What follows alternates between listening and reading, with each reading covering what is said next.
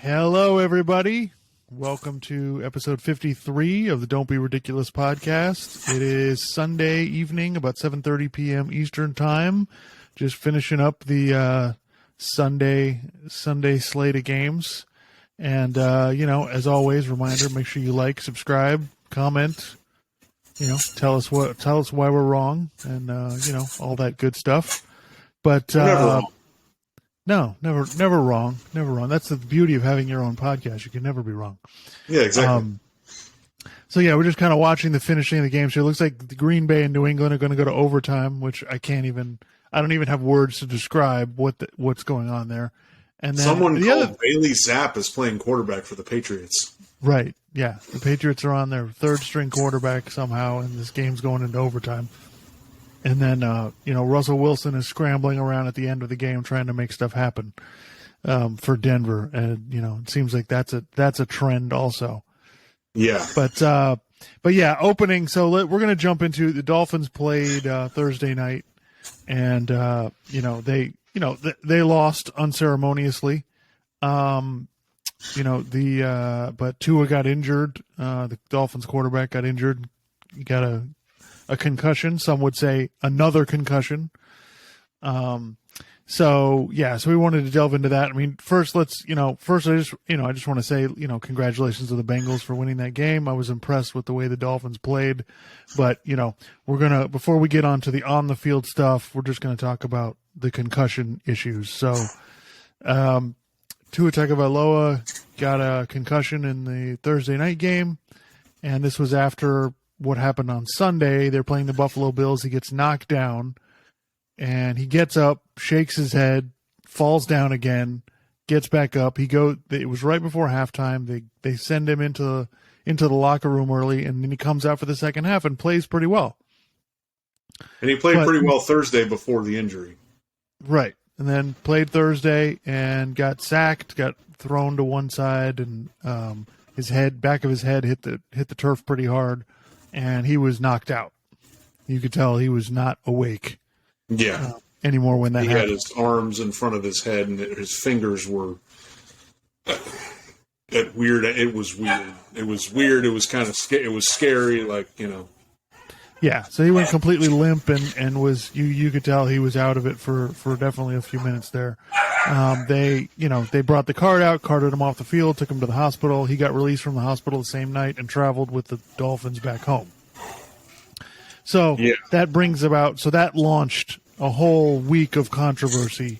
Well, not a whole week, but it launched the last 48 hours of everyone being outraged that he was out on the field because of the concussion, and there was a huge the next day on all the sports shows. It was all, how could they do this? The NFL is wrong, and this needs to be handled differently, and what's going on, and I mean, my first reaction is it was basically like, look, I don't know if people have noticed this, but the NFL has not really done a great job with this. I think that's the understatement of the decade, me saying that. So I don't know why, I get people are upset, but I don't understand why people are surprised.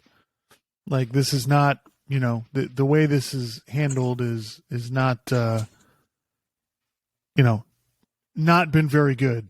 And so I'm not, I'm a little, I'm not surprised by the fact that this is a mess, that the NFL looks ridiculous. And it goes back to the thing I've been saying on this podcast for a long time. It drives me nuts when people give the NFL credit for stuff, because the only thing the NFL is good at is putting a product on television. That's about it. Everything else, they're pretty much a dumpster fire. So I am appalled that, they allowed, what we know now is that the doctor who allowed Tua to come back in the game on Sunday has been fired by the Players Association. The independent trauma consultant, I guess is what it's called. And so it's just it's horrifying. I hope that, it seems so far from what we know, it seems like Tua is going to be okay. And we'll see how it goes from here. But obviously the NFL needs to review the way that these things are treated And I think that the process for which this is, that people come to their conclusions on who's going to play and when, I think obviously needs to be overhauled. So, yeah, I'm going to I'll let you have the floor. Yeah. So, from what I've listened to and read, it sounds to me like the crux of the issue from the game on Sunday against the Bills is part of the concussion protocol is if you exhibit gross motor instability, which I think that's what it looked like on Sunday when because remember, he got pushed, he hit his head, he grabbed his face mask kind of for a second and was like, and then he got up and he kind of shook his head, and then he started to jog, and then he stumbled and fell, and then he got up. The stumbling, falling thing after hitting his head appeared to be gross motor instability. Now, I'm not a doctor, obviously, okay?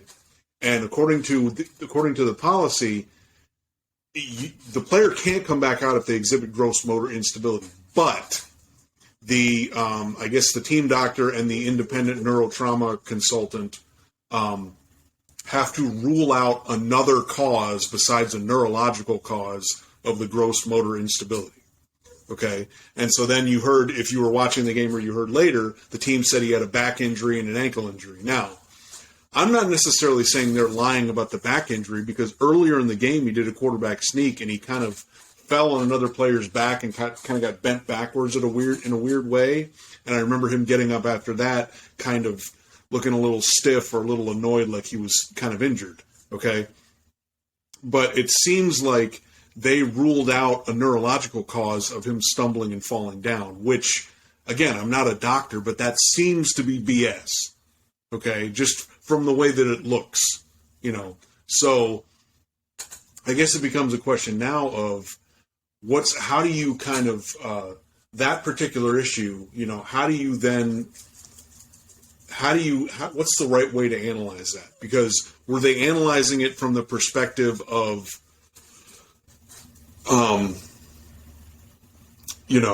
well, it could be the back and the ankle, so that means it's not neurological. But should it be that they just basically assume neurological unless they can rule out neurological? Because it seems to me the only way they could really rule out neurological is he gets an MRI. Because if you have a concussion, you're probably going to see it on an MRI. And if you got to get an MRI, that means you're done for the game. Right. So, that makes me wonder if they need to kind of revise that. And the NFLPA said that the neurotrauma consultant for the Dolphins was fired because he made several mistakes. Now, they weren't too specific on it. I'm not really sure what all the mistakes were. But from my read on it, from what I've read and heard, it sounds like that's kind of the crux of the issue. And that Mike Florio was talking about a lot about this. And to his credit, he was critical of Tua playing on Thursday night before Thursday night. A lot of people were only critical after the fact. A lot of people weren't talking about what happened in the Bills game where he went out and then he came right back in. And then it's interesting to me today that Brian Hoyer gets injured in the Patriots game. And it didn't look bad at all, but they said he's in concussion protocol. He did not come back. And it makes me wonder if there's an extra bit of caution around this based on everything that's been talked about over the last 4 or 5 days, 3-4 days. I'm sure there is. In terms of my opinion on it, I'm not a doctor and I don't exactly know all the facts, so it's tough for me to say, but I do, I guess and we've talked about this, my overall thing is that, look, if you want the NFL to really take concussions seriously, okay, in UFC fighting and boxing, you get knocked out, you don't do anything for months, okay? Right. So if they really wanted to take it seriously, then it wouldn't just be, well, is he going to play this week, or are we going to sit him out 1 week? It's like 1 week's probably not enough, particularly if he had 2 concussions in a 4-day span, which you could make the argument he did. I don't know, so. Yeah, my overall point is anyone surprised that the NFL and the Miami Dolphins might have mishandled this? I mean, to me, it just seems like the most obvious thing in the world. Of course, they're going to get this wrong. because well, it's funny. I was reading comments on like Facebook posts and some other stuff, and people are like, "Oh, they're just scapegoating this independent person," and I'm like, I mean, I guess, but I mean, to me, the reason you bring in an independent person is to then, if need be, overrule the team. So you're saying you're making them the scapegoat. Well, maybe they really did do stuff wrong. If the NFL, right, but if the NFL had credibility, then we could look at it like they're scapegoating this one guy. But they don't. True. No one believes that. Like, that's true. Nobody's going, oh, I'll take the NFL's word for it. No one's doing that. Like, right. There's no point of credibility. And when you bring in the fact that the Dolphins are involved in this and their owner is suspended because of his own, stupid crap that he's doing, like, of course, this turns into a mess. I'm not surprised at that. And I understand I get the outrage, but again, this is the as they say in The Godfather, this is the business we've chosen, right? This is the way that the NFL has chosen to handle some of this stuff, and it's ridiculous. It's out of control. Well, and I did think it was interesting that Colin Cowherd was saying that they need a wobble rule. If you wobble like that, you're not allowed to go in. Well, that already is in the rules, but there's, I don't know if you want to call it a loophole, or it's what I was talking about, where, well, we can say that it was caused by something that's not neurological. So then we can say it's not a concussion, it's not a head injury. Right. So, again, I don't know how they kind of square that. And like I said, if they really wanted to take this seriously, because in anything else besides the NFL, I'm sorry, if you get a concussion, like if you or I got a concussion, we're avoiding the thing that we did that caused the concussion for an extended period of time, correct, not just a few days or a week, And I guess the other thing we should say is that the worst part is that if Tua had 2 concussions in 4 days, basically, if he had the concussion Sunday, he would have been in concussion protocol. He wouldn't have played on Thursday. Right. And so then you get into the idea of, did he have 2 concussions in 4 days, which is like second impact syndrome or something like that, which is really horrible, which you don't want. So,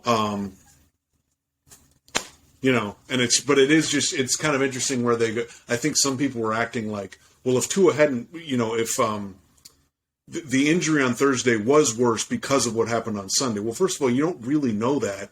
And also, right, if he didn't have a concussion on Sunday, if he was thrown down the way he was thrown down in the Bengals game and any other game, he could have had a concussion. Because he can be thrown around like that because he's a smaller player. So, again, this could happen. People are like, well, this happened because of... Those things can happen literally at any time in the NFL. Because remember, the NFL is not a contact sport. It's a collision sport. And it's incredibly violent. And the players are bigger, stronger, and faster than they've ever been before. So... Yeah. So it's, just to wrap up this point, I mean, overall it's disappointing that yes, that happened the way it did. And I hope that, it's a shame that these circumstances need to exist for the NFL to go, oh, we need to revise this a little bit. It's at this point, it's embarrassing to me that they still don't have this right after all of the stuff that's been gone through over the last, 15 years. That's really disappointing to me. Guys, you need to err on the side of caution. Like I was talking about, it's like, unless you can rule out the neurological cause, I think you got to go with what you saw and exercise extreme caution. Right. But I guess that's not where they're at yet. So maybe, and again, like you said, maybe this causes them to change because, I saw Brian Hoyer get sacked and it didn't look that bad. And then he goes back to the locker room, and then it's like, no, he's in concussion protocol. He's done. And I'm just like, I feel like that is related. And this, I was telling you this week, it may be a good thing that everybody's addicted to football because everybody saw what happened on Thursday night. Yes. If that was and I made the point to you, if that was just a random 1:00 game on a Sunday with everything else going on, I don't think it gets anywhere near the attention that this game got. It was a standalone game. Everybody had all day fried on. Every sports show, every media outlet attacked the NFL. So, maybe that's a good thing. Anyway, all right. So let's move on. Let's go to, we're going to talk about the Dolphins now on the field. Okay. Yep. And my overall point that, you agree with, and I think that, any intelligent person would make is that Tua Tagovailoa is hurt again. And, this was my number one concern with the Dolphins drafting him is a guy who's had multiple injuries. And if you don't believe it, go look it up. The list of injuries will fill up your screen. It's incredibly long. The guy gets injured the last 4 years. He gets injured every single year. Okay. And you could say, oh, well, he got a concussion. It's random, blah, blah, blah. It's not random when you're small. It's not random when there's no weight classes in the NFL. So these guys that are 60, 70, 80 pounds bigger than you are throwing you around. These kinds of things happen. That's why in boxing they have weight classes, because it's different. It's like one time, this was years ago, but Conor McGregor, the UFC fighter, he tried to go up in weight class, and I don't think he was ready yet. So he's punching the other guy, and the other guy's like, what are you doing? Are you going to try to punch me? Like, it doesn't even hurt. Again, which gives you an idea of how the difference in weight classes is. Now, that's just punching. But, I mean, it's the same principle, I think, applies when you talk about a collision sport and bigger guys grabbing the smaller guys. Right, exactly. So, in the game, I thought the Dolphins availed themselves pretty well. The fact that Bridgewater had probably taken no snaps during the week, I thought that he was solid. The Dolphins they kept themselves in the game, but I think this is an issue with Tua that you're gonna, it's gonna be a problem. He misses games every year, and so how much does that matter when you're going into, you're trying to go into contract negotiations, when you're trying to decide who's going to be our quarterback going forward, it's going to be an issue.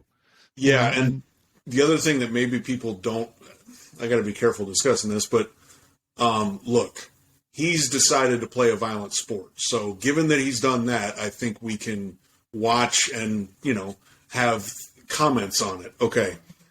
When he's trying to avoid the rush, okay, because now again, I want to be clear here. I hate the fact when Colin Cowherd talks about this, he goes, Tua's a statue. No, Tua is not a statue.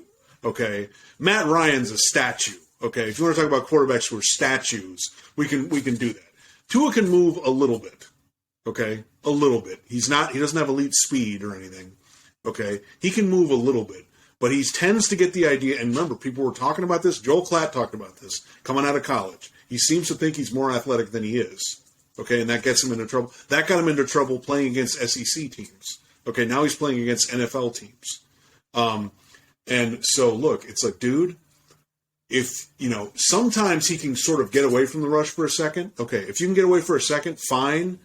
Throw the ball away or, throw a pass to a guy who's open.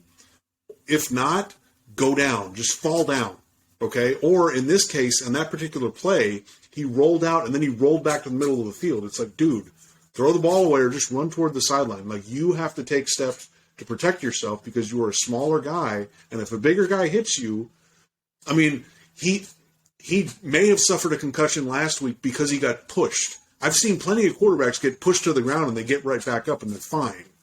Okay, so to me, maybe that has something to do with the fact why he got up and fell back down. If he had a concussion, I don't know all the facts, so I'm not going to say that he did. But right, yeah, I think it's and listen, the size does matter. But Peyton Manning and Tom Brady, that's what they got down when they were about to get hit. They made sure to avoid big hits, and they're big guys.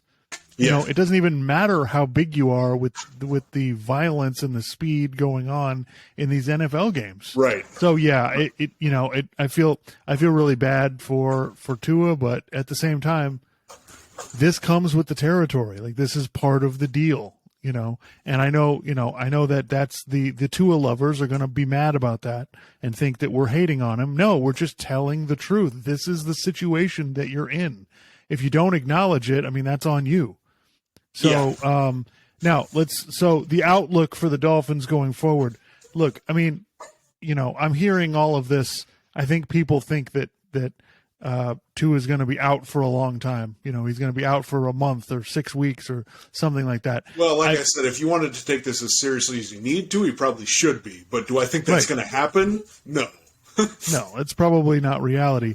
But my opinion is that if he's gone for 4 to 6 weeks, I think that may end the Dolphins season, because they need to, we've talked about the schedule before. The last 6 games for the Dolphins are going to be really tough. They need to rack up as many wins now as they can to have a shot at making the playoffs. So I figure over the next 7 games, they've got to go at least 4-3. So, I think, because if they're 7-4 when they get, past the game 11, then I think they have a shot to get to 10 wins and make the playoffs. But if that doesn't happen, then this could be over quickly. So amazingly enough, I'm not trying to overreact, but these next couple of games could be huge. They get the Jets, a team that they can beat. The only way the Dolphins are going to make the playoffs is if they beat the teams they're capable of beating. Yeah. And, listen, they have the Dolphins have a solid team. Their defense is pretty good. The offense has shown that they're pretty good. So, they're going to have a shot to win most games against most teams. So it's just a matter of can they, so we'll see. Depending on how long Tua is out, can they piece it together with Bridgewater? I kind of think they can. I don't think the offense is really complicated. I think it's pretty simple. I think all those throws that Tua can make, Bridgewater can basically make. Yeah. And, so we'll see how it goes. But I'll just say this. If they can't beat the Jets with Bridgewater or Tua, then they got bigger problems. So, because I don't think the Jets are a very good team. So, yeah, they should be able to at the very least, beat the Jets. I had made I made a list of teams that I'm unsure of. I don't really, and again, you could say this about a lot of teams, but not really. I kind of feel like there's a lot of teams that are just sort of mediocre, and that's what they are. But the Eagles, I don't know what to make of them yet. They're 4-0, good for them. They've played well. Let's see how they keep this going. The Jaguars, I don't know. They seem like they're pretty good. They have a competent coach now. The Dolphins, I don't know. And we were talking about this before. How much can we really take from the first month of the season? How similar are these teams now to where they're going to be a month or 2 months from now? I don't know. There's some injuries on the Bucs. They're going to get players back. The Packers, for instance, they just won. They kicked a game-winning field goal over the Patriots. But the Packers, there's obviously Rodgers is still getting on the same page with his younger receivers. So, things like that. And the Dolphins, is Tua going to stay healthy the rest of the year? Is he going to get hurt again? How good can they be with Bridgewater? Are Jalen Waddle and Tyreek Hill both going to stay healthy?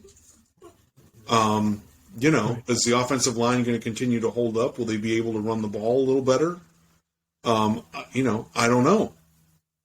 So those are just kind of questions I have, and then we'll see. And the point about Tua getting hurt, last year during the season, plenty of times on this podcast we were talking about, Tua's play on the field. We weren't really talking about health, but look, health can trump everything else. Because if you can't even be out there for us to assess how good you are, then the Dolphins are just going to move on. So, and up to this point, Tua's been solid. He's made some plays. There's been some stuff I've really liked. But again, I feel like in order for him to grow and develop into the best version of himself, he needs to be on the field, for game after game after game. And so that's the thing that can just derail everything right there. So, well, yeah, and think about it. If the concussion protocol is followed correctly, the Dolphins are probably 2-2 right now. Yeah, possibly. I mean, so, I know everybody was going crazy at the 3-0, and I'm not trying to shit all over it, but I'm just saying, it's the NFL, man. Things change rapidly. Well, and the other thing is you have to remember this, the victory over the Ravens, that's not really repeatable. Okay, right. You were down 35-14 going into the fourth quarter. Credit to you. You made plays. Your defense got stops. It's all good. But, that and then the Bills game, the Bills, they missed a field goal. Josh Allen missed a guy that he probably should have hit for a touchdown. There was the butt punt, and then, the Bills screwed it up at the end of regulation. So, the Bills could have easily won that game. So those are two games where it's So again, that's why I don't really know. And remember, the Dolphins didn't play that well against the Patriots in the first game. So I really don't know. I liked how they played against the Bengals, even with everything going on. They were tired from the previous week. of the previous game just 4 days earlier, and then Tua going out, and that was kind of a scary thing for everybody. So again, we'll see. Like you said, they're a team. They need to beat the teams they're supposed to beat, because I don't really have a lot of confidence in them beating really good teams. Yet maybe I will at some point in the future, but we need to see it. Okay. Yeah. So let's go through the, some thoughts I had on the games today, and then we'll go through, we'll talk about who we think is good. So, listen, we've been on this podcast for the whole time we've had it. Fourth downs. Guys, what's wrong with 3 points? Why are we against kicking field goals these days? Why don't teams take the points more often? This is just kick the frickin' field goal. Why is this so complicated? I know it's sexy now to go for it. I saw a stat Arizona's gone for fourth down 14 times already this season. We're 4 games in. If you're having to go for fourth down that often, there's something wrong with your team. It shouldn't be you should not be going for it on fourth down. I mean, that's 3 times a game. What's happening? It's quite disturbing. And a prime example today, Baltimore. Baltimore has the lead. They have a chance earlier in the first half to try to, put some distance between them. They weren't able to do it. The game ends up tied. There's 4 minutes to go. Baltimore's down near the goal line. It's 4th and goal, and they go for it. And Lamar Jackson throws an interception. If they'd have taken the points, they'd be up by 3. The pressure would have been on Buffalo. Buffalo goes down the field, uses up all the clock, kicks a field goal with no time left to win. If you have the 3 points in your back pocket, there's more pressure on Buffalo to try to actually score a touchdown, number one. They want to avoid the tie, and you don't just lose the game like that. I don't understand what these coaches are thinking, because in the NFL, these games are decided by one score all the time. So yeah, okay. So because I was watching the Bills Ravens game, I watched the whole thing. Okay, so let's play this out here, and just to explain to people in detail why the Ravens should have kicked the field goal there. Okay, now if you get the touch, okay, first of all, when you go for it there, you have to get the touchdown. Okay, because let's just go through. Here's what happens if you don't kick the field goal. Well, what happened in the game, was, they didn't get the field goal, they didn't get the touchdown, so then the Bills just go down, they run the clock down, they win the game. That's what can happen, okay? Now, you can say, well, our defense should have stopped them. Okay, fine. If they get the ball back, so let's see, let's say they didn't throw the interception there.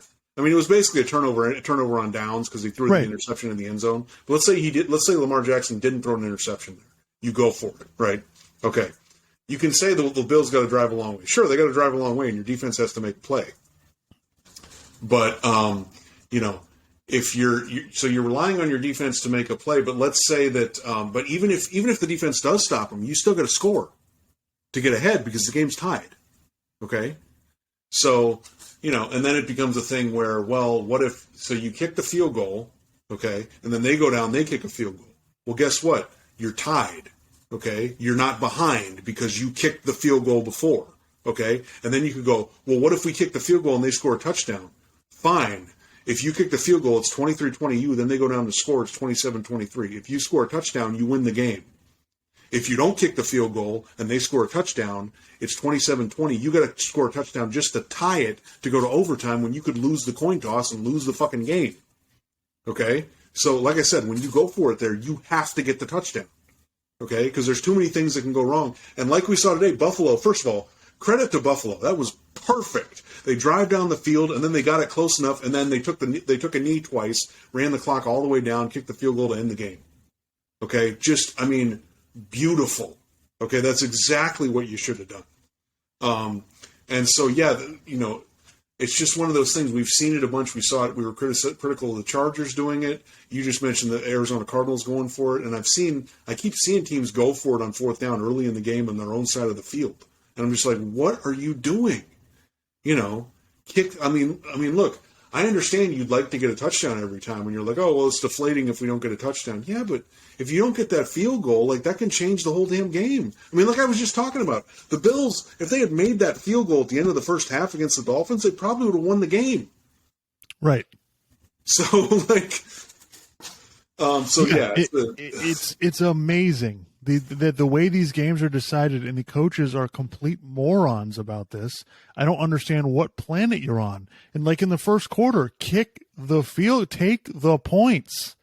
Like early in the game, you should always take the points. What are you doing? So yeah, it's just amazing when they say more games are lost than won in the NFL. It's 100% true. It's 100% true. It's really hard to win. Don't be stupid. Don't take it for granted and think, oh, well, we can just overcome this. It's just and also just moronic. Think about it this way.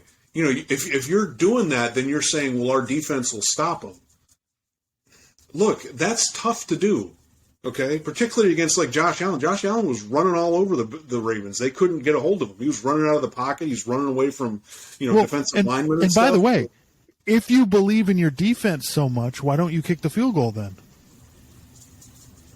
If you believe your defense will stop them, then why not just take the 3 points then? Because you believe in your defense. Take the 3 points. Maybe your defense stops them eventually, but they're in field goal range and they kick a field goal, and then you're tied and you're not behind.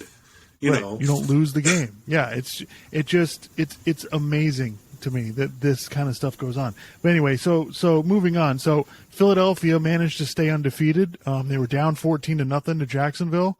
It was a pretty impressive win, especially like it was pouring rain. Rain was coming in sideways. It was a mess in Philadelphia. And Philadelphia did what they do. They ran the ball. They were effective. The defense shut Jacksonville down after the first quarter. And so, do I totally believe in Philadelphia? Is this going to work in January in the playoffs? I don't know. I don't think so.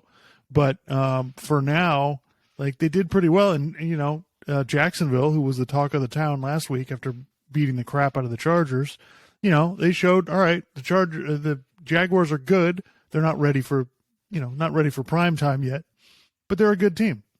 Yeah. And, well played game, but credit to Philadelphia. We already went over Buffalo versus Baltimore, and that was, and like I find this so interesting, Clark. We're talking about teams doing this. They get cute.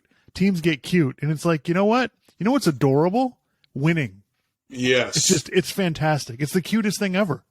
But no, we have to go for it on fourth. It's just, it blows my mind.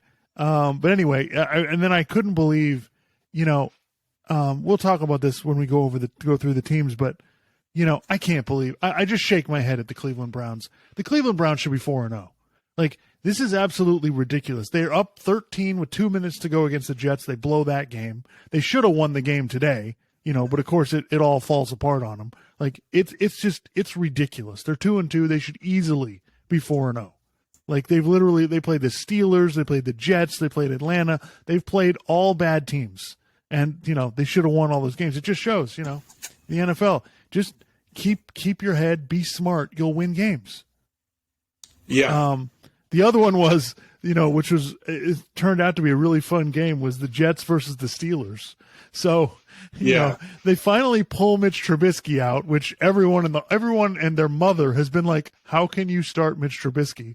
They finally pull him out. They bring Kenny Pickett in. Kenny Pickett scores a touchdown. He runs in a touchdown, near the goal line. And then they're down 10. The Jets are down 10, and Zach Wilson brings them back. They go down. They get a touchdown at the end to win the game. And somehow I had, this is one of my questions. How are the Jets 2-2? Yeah. Somehow.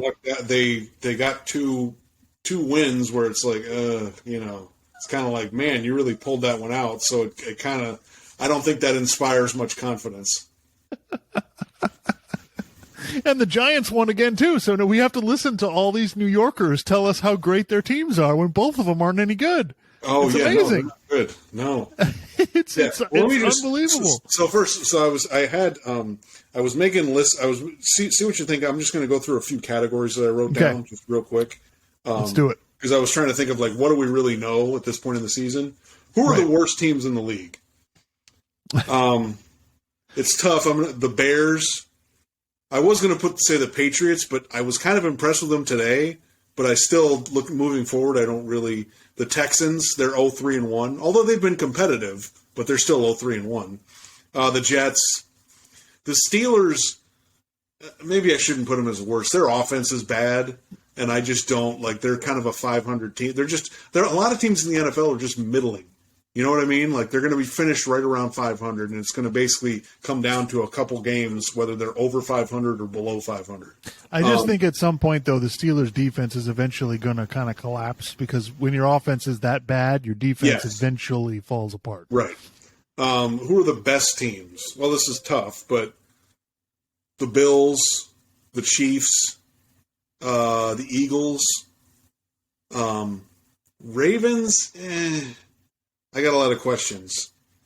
Maybe you put the Rams in there. Maybe the Bengals. Yeah. I don't know. It's tough to really separate out. You know who the better teams are. I'm not going to put the Dolphins there because I don't know yet.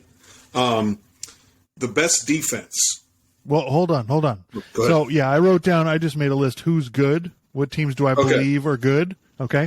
I put Buffalo. I put Baltimore. Listen, they've got Lamar Jackson, and I just think they can figure out the defense at some point. And the defense was okay today, but I put Cincinnati. I think Cincinnati's good, especially since the whole division is 2-2 now, basically. Right. Kansas City. I put the Los Angeles Chargers. I think they're good. Now, are they going to win the Super Bowl? I don't know, but I'm not taking them out of the. I'm not going to move them to they're not good. I put Tampa, the Rams. Now I still. This is my personal right. I think Cleveland's good. I know, everyone's going to think I'm crazy. Cleveland's roster is good. Yes, they're screwing around with these games, and that does worry me. But I'm not ready to dump all over Cleveland yet. I didn't put Denver in the who is good list because I'm not sure. I think they will be eventually, but I'm not ready to put them in the who is good list yet. So what do you think? That's pretty good. That's that's a pretty good list. I don't really have. Those are teams I believe they're good. I know that they're good. Now, I don't think they're going to all of a sudden fall apart. And will they win in the playoffs? I have no idea. Yeah, I mean, I guess I could put the Bucs in there. I mean, I wrote down who I think they have the best defense. What teams have the best defenses? I think the Bills, the Cowboys, the Bucs. Maybe you could put the Steelers in there, but like you were saying, I feel like the defense is going to struggle to keep playing as well. But they've played pretty well so far, so I think those are probably the teams with the best defense. And then teams we're trying to figure out. Teams we're not sure of, like the Dolphins, the Eagles, the Jaguars, the Vikings. I don't know what the hell like if you want to talk about one thing that we really know. Kirk Cousins is a mediocre quarterback. You know what his record is as a starter? 60 wins, 60 losses, and 2 ties. He literally is like we've all kind of said that we think he's like right in the middle. He literally is right in the middle. I mean, I don't know if he's the most mediocre quarterback of all time because Eli Manning finished his career with 117 wins and 117 losses, but he did win the Super Bowl twice. Well, you know how they say in baseball, you're hitting over 200, you're hitting over the Mendoza line. Maybe for quarterbacks, with this is it. You're either over or under the Cousins line, right? That's what it is. Like, are you better than Cousins? Okay, good. That's a start. Yeah. And then I made a list of WTF teams, like what the fuck teams. The Colts. What the fuck is going on? Is Matt Ryan done? Do they just not have any receivers? Like I have no idea. It's crazy. They have good players. Like it's inexcusable for them to be this inept. Like they have everybody's like, the receivers aren't good. The receivers are good enough to win in the NFL. Yeah. Like, I don't get in their defense. They have good players on defense. Like they have one of the best running backs in the league. What's the problem? Yeah. Who else? I put the Patriots just because of like the offensive coordinator situation and some other stuff, even though they played well today. That's not the fuck. They played well because they got a pick 6 and then they had another touchdown on a play where it was clearly delay a game and they didn't call it for some fucking reason. Yeah, they're not a WTF team. They're not good team. Yeah. Okay. Yeah. The Raiders. I mean, they might win today, but they started off 0-3. What the fuck are you guys doing? They're like this. The Raiders are like that every year. I mean, we have no idea what's going on. The Cardinals, I mean, I don't know. Right. Usually they start off the year good, and then they flame out. The Broncos, I don't know what the hell's going on there. Like, what? I mean, all this fanfare, Yes. now you guys just, now look, today it looks like maybe they sort of figured some stuff out, but... That's the other team I wanted to bring up. Like, I'm not giving up on Cleveland. And listen, I just want to give you my Cleveland take here. So, look, I'm not rooting for the Cleveland Browns organization, okay? I'm not rooting for Deshaun Watson. I'm rooting for the Cleveland Browns fans, okay? They have been kicked around and treated like dirt forever, okay? So, yes, I'm kind of rooting for good things to happen to the Cleveland Browns fan base because they show up to every game. They do care. Yes, their organization is a mess. And no, I'm not rooting for Deshaun Watson to succeed, okay? I am rooting for Cleveland Brown fans to have something good to cheer about. And they have a pretty good team. There's no excuse for them not to be good, okay? And then my Denver Broncos, like, I'm not giving up on the Denver Broncos yet. Like I've stated before, like, look, I think the first month of the season from now on is pretty much an extension of the preseason. Like, I think we can basically just take this 4-game sample, and for a lot of teams, we can basically throw it out. Like, we'll see what I think. Really, next week is when really, this stuff kicks into high gear. But I'm not going to give up on Denver yet. Yes, they are struggling, and yes, it worries me that they can, they basically can get one touchdown in each half, and that's about it. That it does bother me that the way that's going, but I just feel like, for God's sakes, they have such a good roster. They have Russell Wilson. They should be able to figure this out. So I'm not giving up on Denver yet. Now, 2-3 weeks from now, maybe I'll be like, all right, I'm done. I'm done with this. I've seen enough. I'm out. But I'm not out yet. Yeah. I guess I kind of agree with that. I still need to see what happens. I made a list of teams that I want to give a tip of the cap to. Not because I think they're really good, but I just think that, you know what, you guys usually, you guys could have just be in the tank this year, but you guys have actually been competitive. The Lions, they scored Absolutely. 45 points today. Like, they're actually, the Thanksgiving Lions game might actually be entertaining this year, which has not been the case for quite a while. 45 today. They scored 35 on Philadelphia. Like, they had a 10-point lead against Minnesota. Like, Detroit is competitive. They play hard. Their defense is, I don't think their defense is any good, but they play hard. The Texans, I mean, they're 0-3-1, but, what do they have on that team? I think they played pretty well, considering. The Atlanta Falcons, I mean, they got rid of Matt Ryan. They're bringing Marcus Mariota, who's, But, I mean, they won today, and they've been competitive, basically. And then the Seahawks.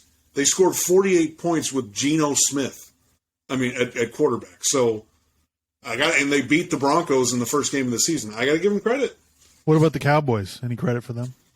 I guess I can. They have a backup quarterback in there, but they're not for real at all. And I'm not, When you get to play the Commanders, I said they had a really good defense though, which they do. They do. When you get to play the Commanders and the Giants, it makes you look really good. It's so great to be in the NFC East. I wish the Dolphins could play in the NFC East. My God, it'd be so fantastic. And then the only other category. Well, I had two other sort of comments. I feel like Lamar Jackson has lost a step. I feel like he's not as fast. He put on like 20 or 30 pounds of muscle, and if you look at him, he's bigger. And this is just an eye test thing. I could be wrong. I feel like when I'm watching him, he's not as fast. He's still really fast, but he's not as fast as I remember. Now, maybe it's just he's not running as much. I don't know, but that's just something I feel like I've observed. And hold on. What bothers me about it is that he's starting to look like Kyler Murray out there. It's starting to look like he just drops back and, I'll just figure it out. He doesn't do enough drop back. Okay, ball goes here. Boom.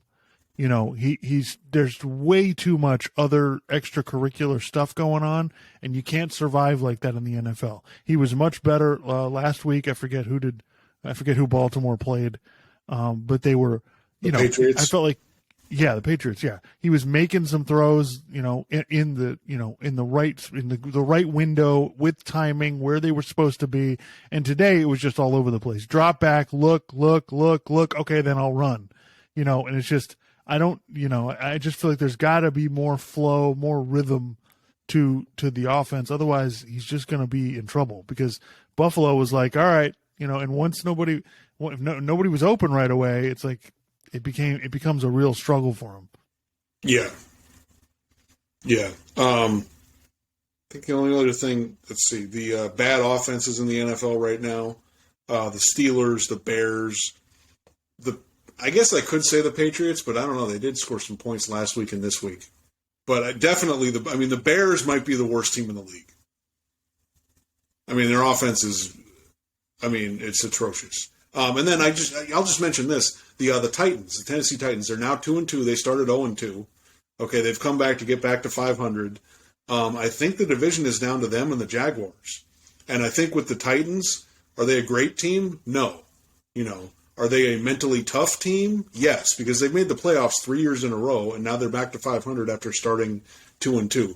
Ryan Tannehill was making throws. Derrick Henry was running the ball well. So they're a solid team that's going to be tough to deal with in that division. So, we'll see. Yeah, okay. So time for my list. So I usually do this before the season starts, but now that we've made it through 4 games, most teams have made it through 4 games. We're going to do my not going to the Super Bowl list. I know This is a favorite. This is a favorite for every downtrodden fan base. Listen, I hate to break it to you, but I've seen enough, and I'm just gonna we're just gonna put it in the bag right now. These teams that I'm listing, you're not going to the Super Bowl, so get used to it.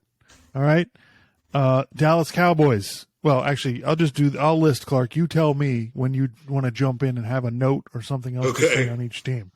So Dallas. Yes, they're not making the Super Bowl. The New York Giants. No. The Washington Commodores, Commanders, whatever the hell you want to call yourselves these days. You're not making the playoffs. The Miami Dolphins, as much as I hate to say it. I said making the playoffs. I'm sorry, winning the Super Bowl. We're not going to the Super Bowl. Yeah, the Dolphins are not winning the Super Bowl. New York Jets. No, you're not even making the playoffs. Yep. New England Patriots. God, no. Pittsburgh Steelers. No. Jacksonville Jaguars. I think they might make the playoffs, but yeah, they're not going to the Super Bowl. Yeah, I give credit to the Jaguars, man. Nice job, but again, not going to the Super Bowl. Yeah. Indianapolis Colts. No. Tennessee Titans. No. Houston Texans. God, no. Las Vegas Raiders. No. Green Bay Packers. Yeah, I guess not. The NFC is kind of wide open, but yeah, I need to see more. So yeah, that's fine. Okay, so Green Bay is a maybe for you. I'd probably lean more toward no. Yeah, you're not quite at a maybe. Okay, Minnesota Vikings. I don't know. Kirk Cousins is going to win. Kirk Cousins in prime time. Yeah, we can't. No. Kirk Cousins is going to win multiple playoff games against Super Bowl. No, I don't think so. No. Chicago Bears. We've already talked about. Detroit Lions. Honorable mention to you, but sorry, you're not going to the Super Bowl. Atlanta Falcons. No. New Orleans Saints. No. Carolina Panthers. No. Seattle Seahawks. Yeah, no. And Arizona Cardinals. Did I miss anybody? No, I don't think so. Did you? You said the Steelers? Yeah. Okay. And you said the. Let's see. Oh, okay. All right. Yeah. Yeah. I guess we're good. Yeah. I didn't say the Cleveland Browns. Okay. I'm not ready to bail, and I didn't say the Denver Broncos. I'm not willing to bail. Those are like the two that are like they're in the purgatory where they could be on this list in a couple of weeks if things don't go well. Right. All right, and then my other list is teams that are not going to. You're not going to the playoffs. Now, if you're not on this list, that doesn't mean you are making the playoffs, right? These are just teams that, under no circumstances, are you going to the playoffs. Get used to it, okay? So that's going to be the Jets, the Patriots, the Pittsburgh Steelers, Houston Texans, New York Giants, Washington Commanders, Chicago Bears, Detroit Lions, Seattle Seahawks. Those teams, you're not going to the playoffs. Everybody else, you still have a shot. So that's 1, 2, 3, 4, 5, 6, 7, 8. That's 9. So that leaves 32 20 teams. Yeah, that leaves 23 teams that still have a shot at the playoffs. I think that's pretty reasonable. There's 14 playoff spots. Okay. Right. Yeah. That's about right. So anyway, yeah. So I still think, listen, man, I still think the Dolphins obviously have a great chance to make the playoffs, right? I'm trying to think, the AFC West was difficult, right? Because obviously one of those teams is not making the playoffs, but I don't feel like we can declare that yet. Yeah, it's too soon. Herbert had an injury, but I guess he played well today. And then the Raiders, they should be playing better. The Broncos are still trying to figure everything out. I really wanted to put the Colts on here, but the division is so, winnable for anybody that I can't say the Colts aren't going to make the playoffs. They're close. They're right on the edge. Yeah. But I can't say they're not going to make, because their division is 1, 2, terrible. and 1. Because they lost today. Yeah. They had a tie. Okay, yeah. And the game they won, they should be 0-3-1. But highly questionable. Yes. So yeah, that's all I got for the NFL. Teams kick field goals when you take the points, when you have the chance to take the points. Yes. I don't know what planet we're living in where points are now a bad thing. It's like 3 points is like against the rules now. I don't get what's going on. And listen, Miami Dolphins, please, for my sanity, beat the Jets. Because if there's one thing I hate, it's losing to the Jets. I don't like losing to the Patriots either, but I can understand that. The Jets, come on, man, no excuses. Yes, you have to beat the Jets. I can't. I fucking hate losing to the Jets. The Bills are really good. The Dolphins are going to get their asses kicked the next time they play the Bills. I'm fine with that. But, the Jets, come on. And I'll tell you this, though. If the next time the Dolphins play the Patriots are starting Bailey Zapp or whatever the fuck that guy's name is, and they can't beat him, then come on, guys. Seriously. Yeah. All right. So, yeah, that's all we got for the NFL. So we'll go over some college football stuff real quick. It was, I think we're finally starting to get to the point of college football where we're starting to figure out, who teams are, who's really good, who isn't. Yeah, the Oklahoma Sooners can't stop anybody. And they can't stop a nosebleed. So yeah, we're I think we're into the conference schedule now, and I said last week, listen, man, just win. Winning is tough, especially and we saw this week, and I keep going back to this, in college football, win on the road, beat a conference team on the road. We're seeing it's really challenging, okay? Alabama struggled. Now, listen, Bryce Young got hurt, but they struggled in that game. Georgia struggled on the road against Missouri. Going on the road in your conference, Michigan, they beat Iowa, but they didn't look great doing it. It's not easy to go on the road in college football and win games. So I think, I think we'll really start to figure out who people are. I really am not, I know college football, every game matters more because there's only 4 teams get into the playoffs, so you lose a game and it's a big deal. But I really think you can kind of you can throw out a lot of what happened. We can kind of go from here on and let's see, let's see how it goes. I think Alabama and Georgia are really good. Ohio State's really good. Now are they, ridiculously going to win the national championship good? I don't know. Alabama lost Bryce Young in this game. It doesn't look like it's incredibly serious. He came back onto the side of the field and he had his helmet on, but they didn't put him back in the game. But seems like it shouldn't be that big a deal. They ran over Arkansas anyway, and this is the tough stretch for Alabama. They have to play 6 SEC teams in a row, and so this is where they're finally gonna be challenged. Georgia had a rough time with Missouri. Missouri kind of jumped out to a lead, kind of jumped on them, but Georgia managed to come back and close out the game. I don't think Missouri scored in the second half. Yeah. So, it's getting difficult out there. So, I wrote down who is for real, right? And this is the hard part about college football. We don't know who's good because these schedules sometimes are so bad. I told you the three teams, those three teams, Alabama, Georgia, and Ohio State, I think are good. I don't know exactly how good Michigan is. Like, they beat Maryland last week. They beat Iowa this week. They didn't look great doing it. Iowa can't score, with anybody. Like it's amazing. I think they're averaging like against like a Power 5 teams, I think they're averaging like 10 points a game. Like they really can't score. So it's really difficult for me to tell how good Michigan is. I know they're ranked, I think in the rankings they're 4th or something like that. I have no idea. I think they're pretty good, but I have no idea exactly how good. The other thing is, Clemson, I thought had a good win at home against NC State, but I don't know how good they are. If they're really challenged. He's getting better. Yeah, the offense is definitely getting better. The defense was not very good against Wake Forest. They were really good this week against NC State. So I think Clemson has a really great chance to make the playoff. The ACC is no joke, though. I mean, there's some good teams in there. They beat Wake, they beat NC State. They got to play Florida State. They got to play Miami. So we'll see how that goes. But I think they're pretty good. But I'm not totally convinced. The SEC, I think we'll find out who's good because all the teams have to play each other, and most of them are pretty good. LSU plays Tennessee. Tennessee is still undefeated next weekend, so we'll find out. Texas A&M.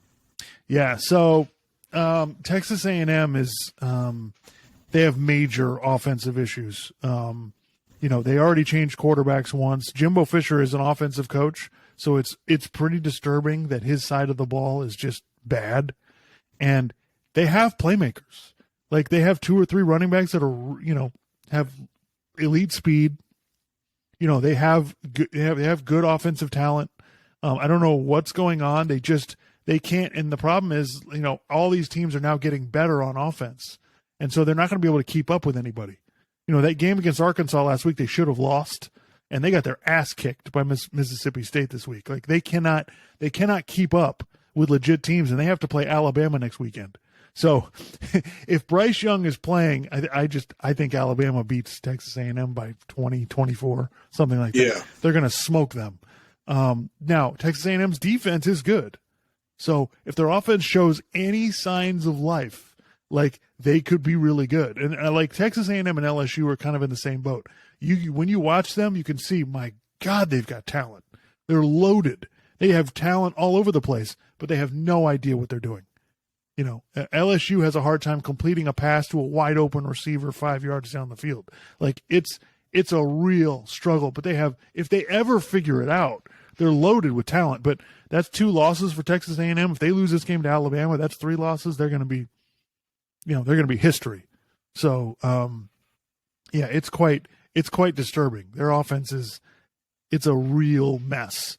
And, speaking of sides of the ball that are a mess, Oklahoma, like I said, can't stop a nosebleed. They got lit up again by TCU, and TCU's not even ranked. Yeah. Like, it's ugly. That's 2 losses already. They got to play Texas coming up, and they got to play Oklahoma State, and they got to play Baylor. Like, undefeated.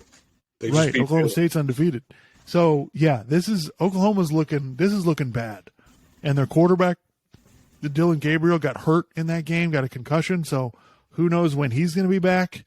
So, Oklahoma, they're not good. That I can say definitively. They're not good.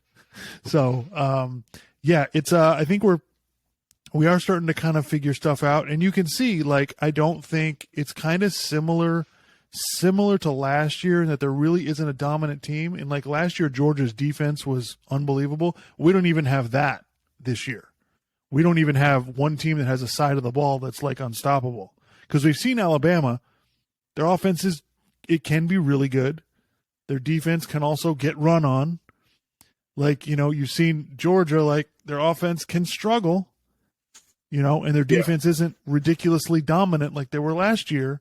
So, this could be this would be one of those years, like a 12-team playoff this year would be unbelievable.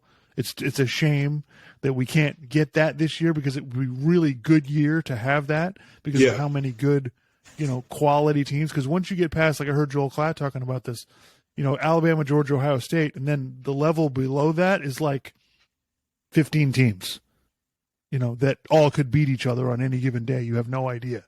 So, but I think it's kind of cool. All the teams are beatable. USC won again. They scored a whole bunch of points and beat Arizona State. And that's the only team from the Pac-12 that has a shot to go undefeated. Yeah. So, they don't have to play Oregon. They don't have to play Washington. They do have to play Utah. So, and everyone has been kind of penciling in, we're going to get 2 SEC teams. Maybe not. I don't know that we're going to get 2 SEC teams, especially if Oklahoma State stays undefeated, USC stays undefeated. If Michigan plays Ohio State and they're both undefeated when they play. I'm not convinced we're going to have 2 SEC teams. And I've seen Alabama's got some holes. Georgia's got some flaws. Both these teams could lose a game or two, and you can see the SEC teams are getting better. Especially teams are going to get better as the season goes along, and somebody's going to come along and pick somebody off. So, So really, every week in college football, you never know what's going to happen. Flipping games all over the place. I never thought I'd be watching Georgia against Missouri, but we ended up watching that. I didn't think I would be watching Mississippi State against Texas A&M, but we were watching that because Mississippi State was killing them. So it's really wide open, really, really fun. I'm not quite sure how good all these teams are. Georgia and Alabama are not dominant like they like they have been in the past. Yeah. Yeah. So it'll be interesting to see how, but remember, and that's always the way college football goes. Well, if this team stays undefeated, but these teams aren't going to stay undefeated, something's going to happen. It always does. So. Yeah. It's too hard to go through, all these games, and I think that with the major programs, it's starting to even out a little bit. I think that Colin Cowherd's been saying this, that Georgia's getting 2, 3, 4 players every year that probably would have gone to Alabama, but they're going there. Texas A&M is getting a couple of guys that probably would go to Alabama. They're stealing them, so Alabama's kind of getting stuff pulled away from them. And so it's kind of pulling them back to the back. I still think Alabama's probably the best program, but it's just pulling them back a little bit. So teams are now within striking distance. And you've seen on a good day, like last year, Texas A&M can go in and beat Alabama because their athletes are just, right at that level. And so we'll see how it goes. Without Bryce Young, Alabama's in big trouble because he was kind of carrying them time and time again. Yeah. Yeah, he was kind of carrying them, and so we'll see how it goes. But they're going to need him back as soon as possible because they have to play. They got to play LSU. They got to play Mississippi State. They got to play Ole Miss. They got to play. Ole Miss also undefeated. Did LSU win last night? They did. Yeah, they beat Auburn on the road. That game was a big sloppy mess. But Auburn is not good. I mean, they managed to get 17 points in the first half, and they couldn't score after that. So it's, like I said about LSU, if they ever get their heads on straight, by the end of the season, they could really, because their talent is amazing. They just can't run 2 plays without committing a penalty. It's a big, Brian Kelly's got a lot of cleaning up to do, but they have a load of talent. So, So next weekend should be really interesting. Texas is playing Oklahoma. LSU is playing Tennessee. I'm really Alabama playing Texas A&M. So, it's going to be – this is kind of like we're starting to reach now. We've gotten all the junk out of the way now. Now it's legit, serious conference college football. Yeah. So I'm excited for that. See. I was trying to think if we had anything else, but, no, I know the NBA preseason started. We talked about the Ime Udoka thing last time. And I don't know. It's kind of the NBA preseason getting started is kind of exciting, but season starts but it's still early in the season, so it's just season starts in a little over 2 weeks. Yeah, so we'll have some more stuff to talk about basketball wise, because there'll actually be games to talk about, and we'll get to see who's, So do you think Aaron Judge is going to get the number 62? I think so. Yeah, they only have a couple games left. Yeah, I think if they pitch to him, I think he can get it. I don't know. I don't know if teams are going to care about that though. And baseball playoffs start this week. So you get the I don't know if you know this, but the format's changed now. So it's not the single wild card games anymore. It's a 3-game series. There's 3 wild cards in each league now. So so 6 teams make the playoffs make the playoffs technically in each league. So what happens is the top 2 division winners get the first round off, or they get a bye, whatever. And so then the last 4 teams, they play 3-game wild card series against each other before they go into the division series.